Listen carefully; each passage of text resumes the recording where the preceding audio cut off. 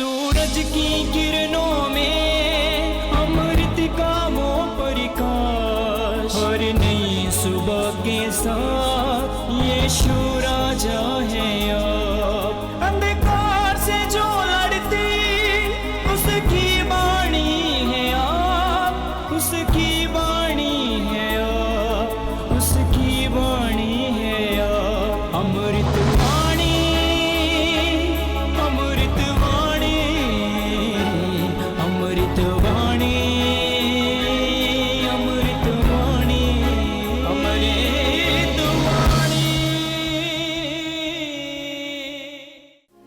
पहला पाठ विधि विवरण ग्रंथ अध्याय 34 पद संख्या 1 से 12 तक। मूसा मोआब के मैदान से नेबो पर्वत और पिस्गा की चोटी पर चढ़ा। यह यरीहो के सामने है। प्रभु ने उसे समस्त देश दिखाया, दान तक गिलियाद को, सारे नफ्ताली, एफ्राइम और मनसे के प्रदेश को, पश्चिमी समुद्र तक समस्त यूदा प्रदेश को, नेगेब और यर्दन की घाटी तथा सोअर का खजूरों के नगर यरीहो के मैदान को। इसके बाद प्रभु ने उससे कहा, यही वह देश है जिसके विषय में मैंने शपथ खाकर इब्राहिम, इसहाक और याकूब से कहा, मैं उसे तुम्हारे वंशजों को प्रदान करूंगा। मैंने इसे तुमको दिखाया और तुमने इसे अपनी आंखों से देखा, किंतु तुम इसमें प्रवेश नहीं करोगे। प्रभु का सेवक मूसा वहां मोआब में मर गया, जैसा कि प्रभु ने कहा था। लोगों ने उसे बेत प्योर के सामने मोआब की घाटी में दफनाया, किंतु अब कोई नहीं जानता कि उसकी कब्र कहाँ है। मूसा का देहांत 120 बरस की उम्र में हुआ था। उसकी आंखों की ज्योति धुंधलाई नहीं थी और ना ही उसकी तेजस्वीता घटी थी। इस्राएलियों ने मोआब के मैदान में 30 दिन तक मूसा के लिए विलाप किया। इसके बाद मूसा के लिए शोक का समय समाप्त हुआ। नून का पुत्र योशुआ प्रज्ञा चेतना से परिपूर्ण था, क्योंकि मूसा ने उस पर हाथ रखे थे। इस्राएली उसका आज्ञा पालन करते और इस प्रकार वे प्रभु का वह आदेश पूरा करते थे जिसे प्रभु ने मूसा को दिया था। बाद में मूसा के सदृश इस्राएल में ऐसा कोई नबी प्रकट नहीं हुआ जिसने प्रभु को आमने सामने देखा हो।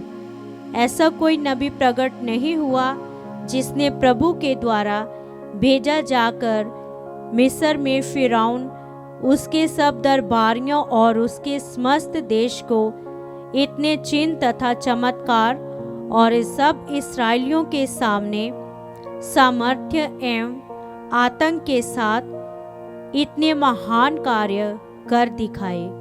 यह प्रभु की वाणी है। ईश्वर को धन्यवाद। भजन अनुवाक्य। धन्य है ईश्वर, वही हमें जीवन प्रदान करता है। धन्य है ईश्वर, वही हमें जीवन प्रदान करता है।